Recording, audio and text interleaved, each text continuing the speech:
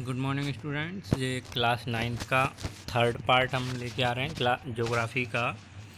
इसमें हम देखेंगे इंडिया एंड द वर्ल्ड। इसमें लिखा है the Indian land mass has the central location between the east and west Asia. इसका मतलब क्या हुआ कि जो भारत है वो east and the west Asia यानी कि पूर्व और पश्चिम एशिया के बीच का क्षेत्र है। India is the southward extension of the Asian content. इसका मतलब ये हुआ पूरब ये पश्चिम के बीच में भारत, और इसका जो एक्सटेंड है, एक्सटेंड मतलब खिंचाव, वो कहाँ पर है? दक्षिण की तरफ, यानी कि ये दक्षिण में खिंचा हुआ है। बात समझ में आ रही है? इस तरह से the trans Indian ocean route which connect the countries of Europe in the west and the countries in the east Asia. यानी कि जो सी रूट है, सी रूट का मतलब है समुद्री मार्ग, तो वो क्या है? Trans Indian ocean route. वो क्या करता है? जो देश को पश्चिम में तो जोड़ता है यूरोप से, और पूरब में किससे जोड़ता है? East Asia. ईस्ट एशिया से मतलब है जापान, साउथ कोरिया, ऐसे देशों से जोड़ता है। फिर उसके बाद लिखा है provide a strategic central location to India, और एक तार्किक स्थिति प्रोवाइड करता है भारत को। Note the Deccan peninsula. Deccan peninsula का मतलब होता है कि अगर हम यहाँ देखें, भारत का जो मैप है लगभग कुछ इस तरह से आके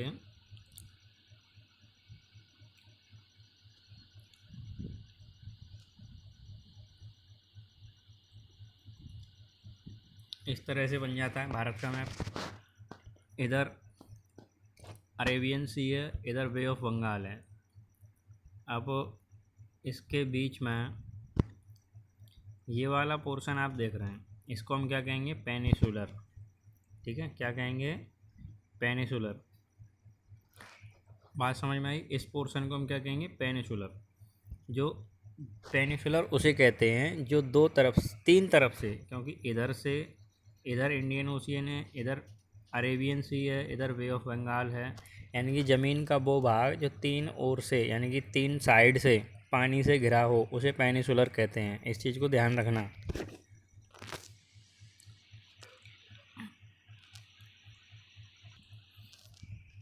डेक्कन का मतलब होता है दक्षिण पेनिसुलर।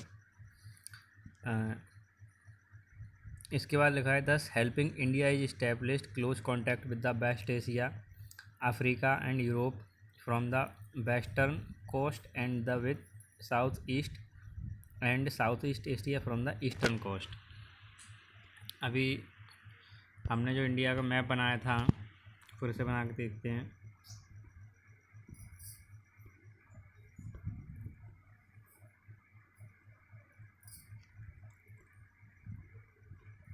इस तरह से ये है वेस्ट और ये ईस्ट, यानी कि वेस्ट में हम जो व्यापार करते हैं समुद्र का, वो पश्चिम तट से करते हैं। तट का मतलब होता है कोस्टल लाइन, यानी कि समुद्र का क्षेत्र, यानी कि पश्चिमी क्षेत्र।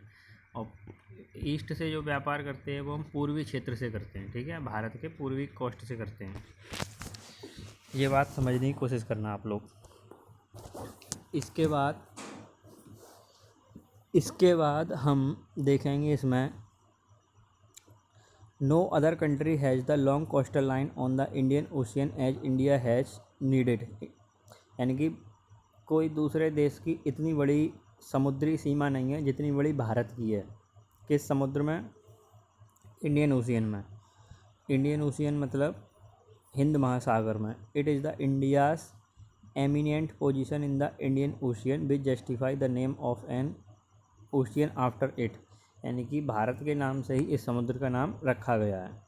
इसमें लिखा है do you know since the opening of the Suez canal in 1869 India's distance from Europe has been reduced by 7000 kilometre.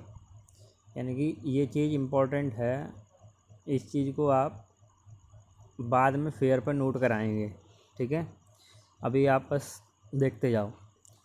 Since the opening of the Suez canal in 1869, यानी कि 1869 में सुएज कैनाल, एक कैनाल का मतलब होता है झील, तो मतलब कहाँ से ओपन हुई है, ये भारत और एशिया और अफ्रीका के बीच से एक पार्ट था जिसको तोड़ के एक कैनाल बनाया गया और जिससे यूरोप जाने में 7,000 किलोमीटर का रास्ता बचने लगा।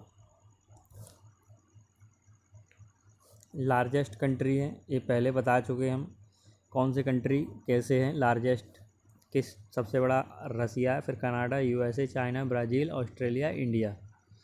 इंडिया का ये पूरा लोकेशन है, ये नॉर्थ में इंडिया की पोजीशन है, ये वेस्ट में है, ये ईस्ट में है,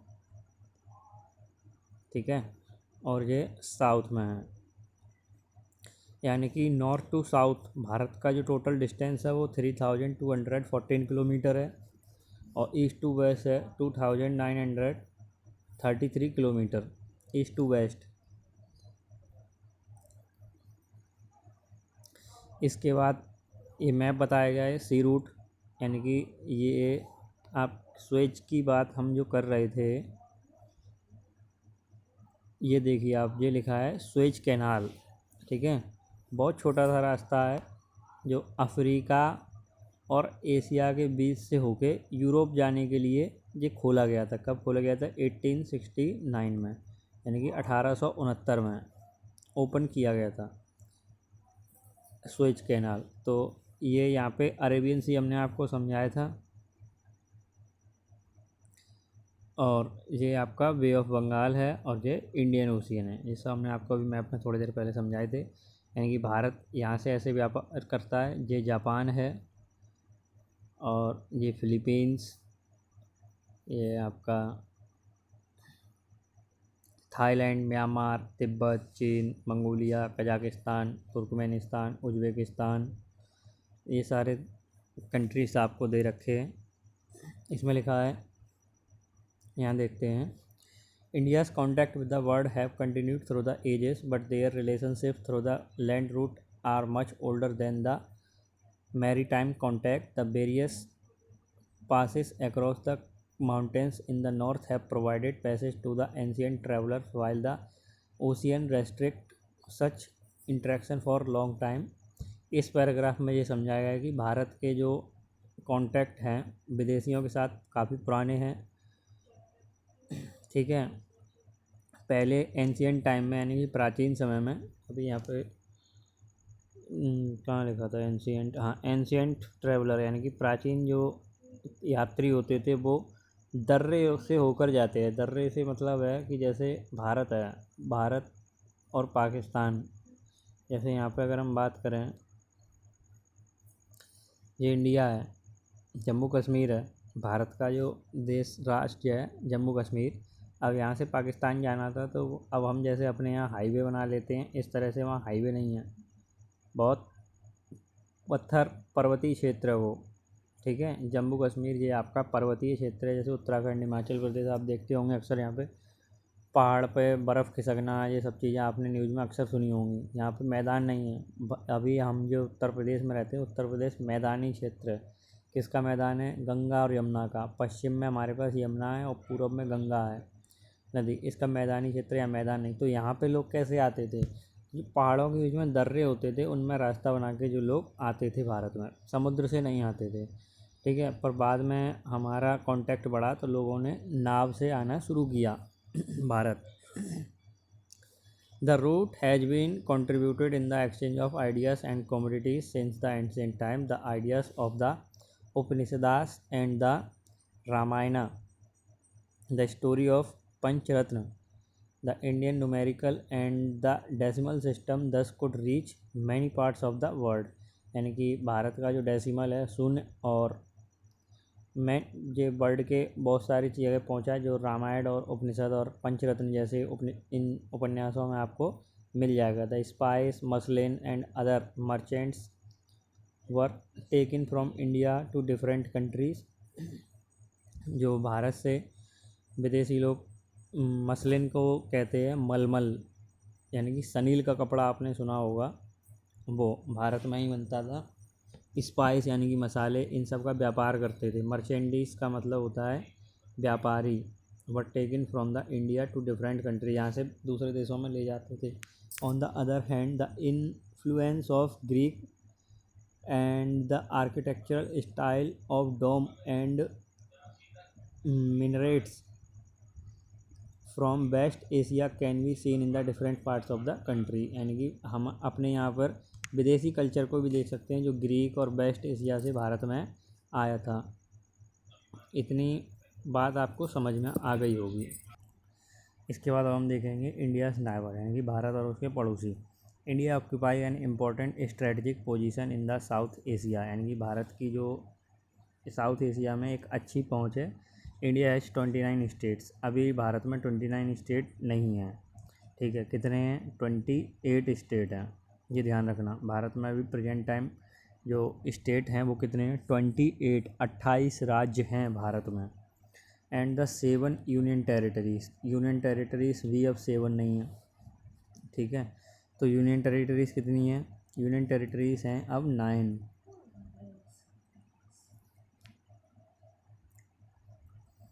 इंडिया शेयर इट्स, जे आप लोग इस चीज़ को बुक में से देख सकते हैं, ठीक है। मैं आपको बस समझा रहा हूँ इधर। India share its land boundary with Pakistan and Afghanistan in the north west, यानी कि भारत जो है अपनी जो बाउंड्री है यानी कि सीमाएं हैं किन देशों के साथ शेयर करता है? पाकिस्तान के साथ, अफ़गानिस्तान के साथ। कहाँ पर? नॉर्थ वेस्ट में, यानी कि उत्तर पश्चिम में। और China, Nepal, Bhutan in the north, और उत्तर में 3 देश हैं, चाइना, नेपाल और Bhutan. And Myanmar and Bangladesh in the east, Myanmar और बांग्लादेश के साथ ईस्ट में शेयर करता है। Our southern neighbour across the sea consist of 2 island country namely, यानी कि जो हमारे समुद्री दक्षिण में जो समुद्री देश हैं वो एक आइलैंड हैं, यानी कि एक टापू के रूप में हैं। और वो कौन से देश हैं? श्रीलंका एंड मालदीव्स, श्रीलंका एंड मालदीव, ठीक है। Sri Lanka is a separated from India by a narrow channel sea formed by a Palk strait. इसको हम क्या पढ़ेंगे? आप लोग इसको पाल्क नहीं पढ़ेंगे, ठीक है, पाक पढ़ेंगे, PAK ओनली। लिखा जाएगा PALK और पढ़ा जाएगा पाक, पाक स्ट्रीट। यानी कि एक नैरो चैनल है जिसकी वजह से भारत से जो जुड़ा हुआ है श्रीलंका, मतलब अलग हुआ है। And gulf of Mannar, Mannar की खाड़ी जो बीच में पड़ती है। While Maldives islands are situated on the south of the Lakshadweep island, और जो मालदीव है वो भारत का एक केंद्र शासित राज्य लक्षद्वीप है, उसके दक्षिण में स्थित है। India has the strong geographical and historical links with the neighbour. Look at the physical map of Asia in our atlas and note how India stand apart from the rest of Asia। देखो यहाँ पे chapter complete होता है, पर chapter में 2 चीज़ें अभी हमें थोड़ा समझने के लिए हैं। क्या समझना है इसमें? पहले तो ये समझना है कि डू यू नो, जो अभी रह गया था, कि before 1947 there are 2 types of states in India, the province and the princely state. Province वो होते हैं जो अंग्रेज़ों के कब्ज़े में थे, और प्रिंसली वो थे जो यहाँ पर राजा लोगों के कब्ज़े में थे। Province are ruled directly by the British officials who are appointed by a viceroy. Princely state were ruled by a local heredity ruler who acknowledged sovereignty in return of local autonomy। समझ में आ गई? जो मैंने आपको समझा दिया कि कौन प्रोविंस थे, कौन क्या थे। इसके बाद do you no school Bhuvan is a portal providing map based learning to bring awareness among the student about the country's natural resources, environment and their role in sustainable development। Sustainable development बहुत काम का है। ऐसा development, sustainable development का मतलब क्या है? कि हमें ऐसा विकास करना है कि हमारी आज की ज़रूरतें भी पूरी हो जाएं और भविष्य में उसकी कभी कमी ना हो। सस्टेनेबल डेवलपमेंट कहलाता है। It India is an initiative of Bhuvan NRSC ISRO based on NCERT syllabus. You can explore various map of India related to the secondary stage. इसके लिए आपको ये सब दे रखा है कि भुवन ऐप और ये सब NHRC इसकी साइट पे जाएं और आपको ये सब चीज़ें मिल जाएंगी। ठीक है, कभी ट्राई करके दिखा देंगे इसके ऊपर भी आपको।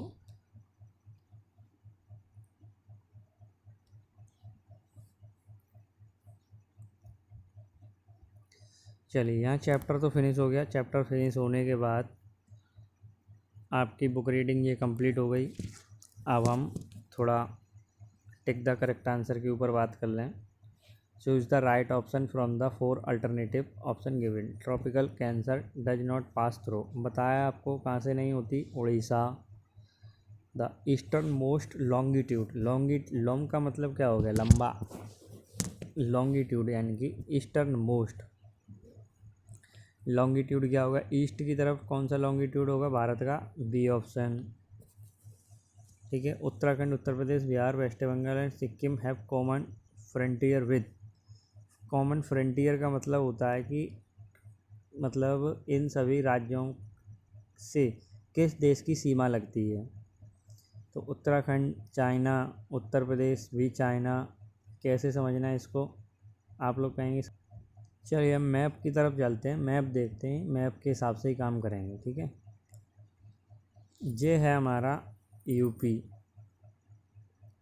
ये है हमारा Uttarakhand, this is Bihar, this is Sikkim, बीच में छोटा सा आप ये देख रहे हैं ये सिक्किम है। तो उसमें यही पूछा है कि उत्तराखंड, उत्तर प्रदेश, बिहार, सिक्किम की सीमाएं किस देश से लगती हैं। तो सिक्किम की सीमा भूटान से भी लग रही है, नेपाल से भी लग रही है। बिहार की सीमा नेपाल से लगती है, उत्तर प्रदेश नेपाल से, उत्तराखंड भी नेपाल से। यानी कि इन चारों में जो कॉमन देश है वो कौन सा है, Nepal is the right answer. तो इसका जो सही आंसर होगा वो क्या होगा, नेपाल।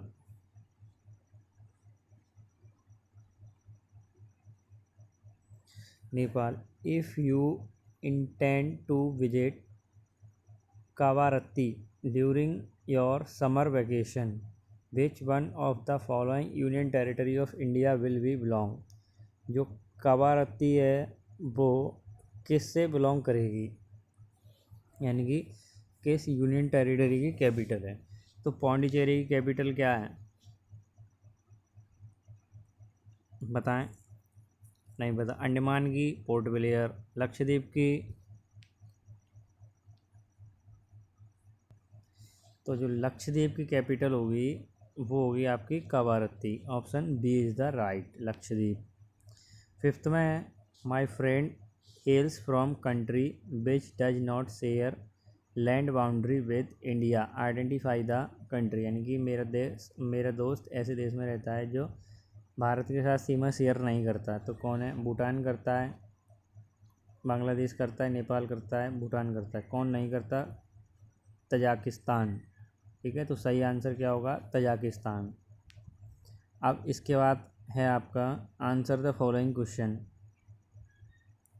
इनको देखेंगे, आंसर द फॉलोइंग क्वेश्चन में क्या लिखा है, name the group of island lying in the Arabian C.